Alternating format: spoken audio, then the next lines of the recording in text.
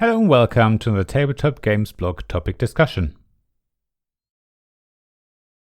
Kaleidoscopic Games, the history of colors in board games.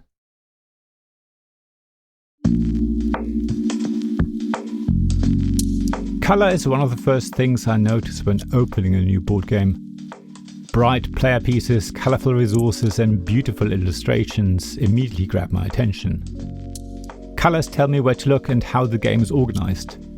Yet, like around 1% of men, I have protanomaly, a mild form of red-green color vision deficiency.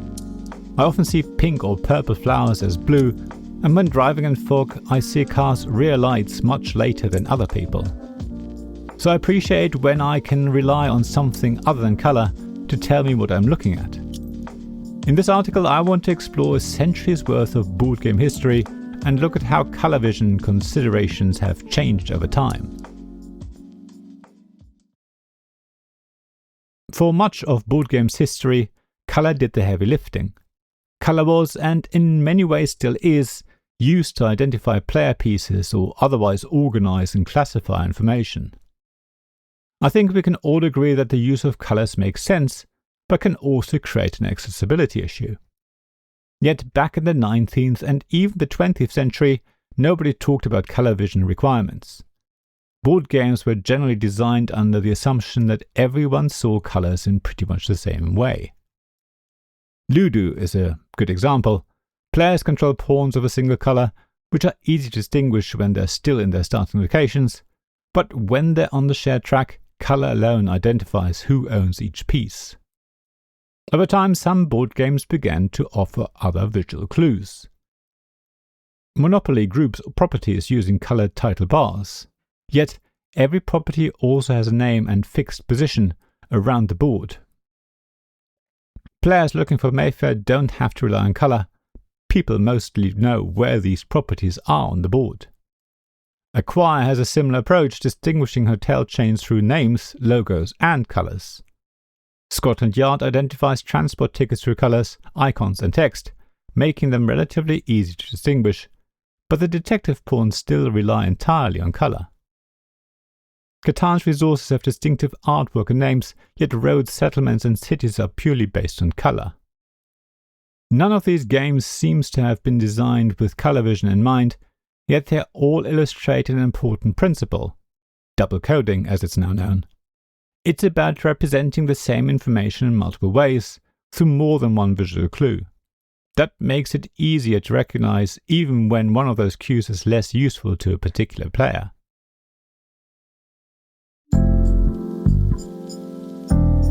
Around the turn of the millennium, board games started to enter a new phase. Board games became larger, artwork more detailed, and individual games asked players to absorb more and more information at a glance. Graphic design was no longer simply about making a game attractive, it had become an essential part of teaching players how the game worked. Some designers tried to solve the problem by giving colors some help, by adding shapes or other visual clues that don't rely on good color vision. Ticket to Ride is a good example of this transition. While the original edition didn't double-code colors, in later printings, every colored route on the board is paired with a unique symbol, and the train cards also use the same symbols. Players can identify routes through color, symbol, or both together. Unfortunately, double coding stopped there. The colored plastic trains themselves still only use color and nothing else. So while one part of the game embraces the new solution, another continues to follow a much older design philosophy. That makes Ticket to Ride feel like a bridge between different eras of board game design. Other board games followed a similar idea. Splendor, for example, identifies each them through its color, distinctive illustration and name, allowing several ways to recognize the same resource. Azul pairs every tile color with a unique pattern, making the designs just as useful for identifying different tiles as the colors.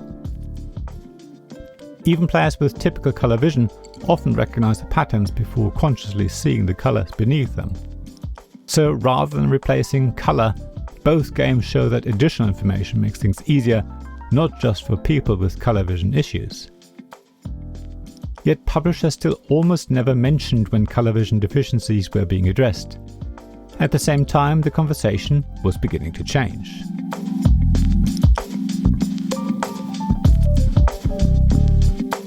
During the 2010s, designers, publishers, reviewers and players increasingly discussed why color considerations mattered.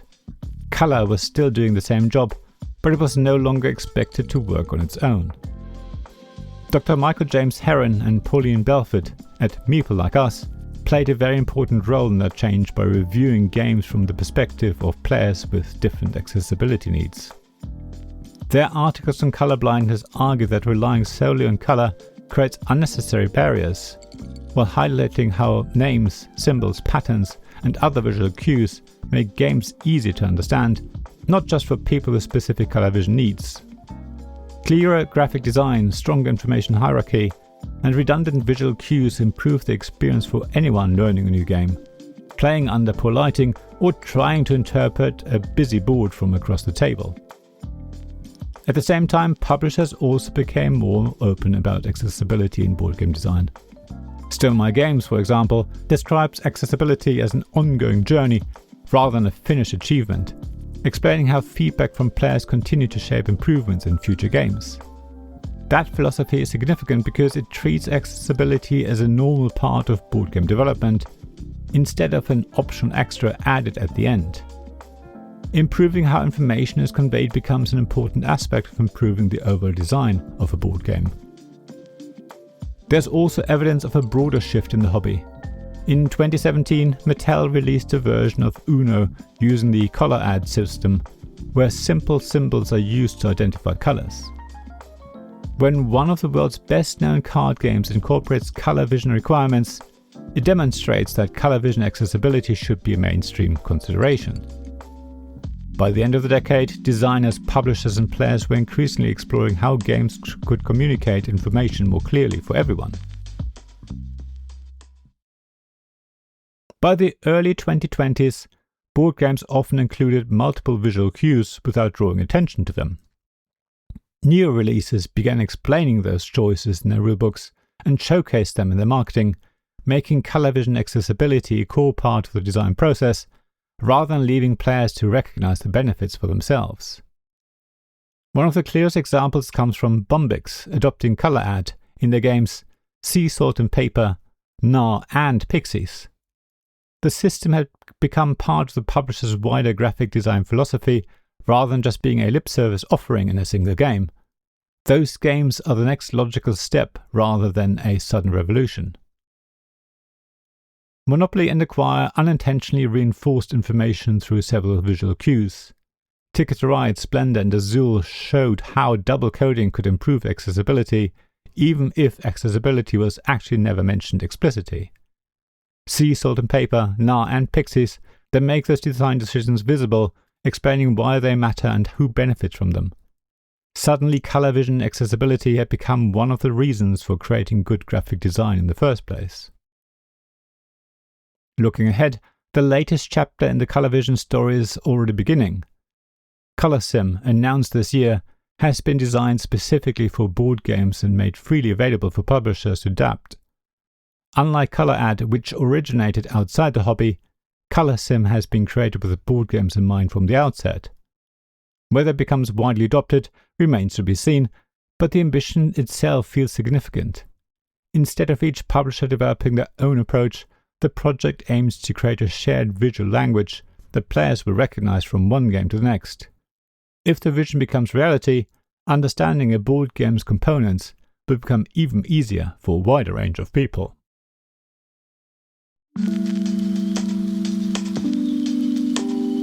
I've been playing board games for many years. At the beginning of my journey, I only ever really noticed whether a game looked attractive. I hardly thought about whether its colors were easy to distinguish, despite having a mild red-green blindness myself. Over time, I found myself noticing icons, patterns, shapes and symbols that were used as alternatives to color, working alongside them. Looking at the history of board games, I don't think there is one single game that transformed color vision accessibility overnight. Ludo shows how early games depended completely on color. Monopoly and Acquire showed that reinforcing information through multiple visual cues can happen even if more by accident than by intent. Scotland Yard and Catan are halfway there, with one part of the game using double coding while the rest still depends entirely on colour. Ticket to Ride, Splendor and Azul illustrate how better graphic design gradually reduced reliance on colour alone. Then, Uno, Sea Salt and Paper, Nah and Pixies show how publishers are beginning to make colour vision decisions intentional. Finally, Colour Sim is a possible shared visual language. If we think about it, we all know that the clearest designs are the most accessible ones. Players with colour vision deficiencies definitely benefit from double coding, but so does anyone learning a new game, playing under poor lighting or viewing the table from further away. Colour is still undoubtedly one of the most integral parts of a modern board game's presentation, but icons, shapes and carefully chosen colours can no longer be an afterthought. Colour hasn't become less important, but designers have discovered that the clearest message is often communicated in more than one way. Thank you for listening to this Tabletop Games blog topic discussion podcast. Please check the description below for links mentioned in this episode, as well as to the written version of this article on the blog. If you enjoyed this episode, please subscribe, give us some stars or leave a review.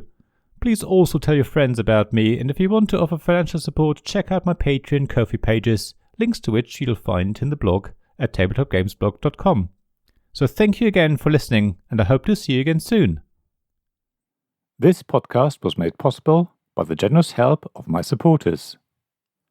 Royal Patron Sean Newman, Magic Champion John Risley, Castle Guards David Miller and James Naylor, Dice Masters Alex Bardi, Paul Grogan and Robin Kay, and Shining Lights Jacob Davis, Gavin Jones and Richard Simpson.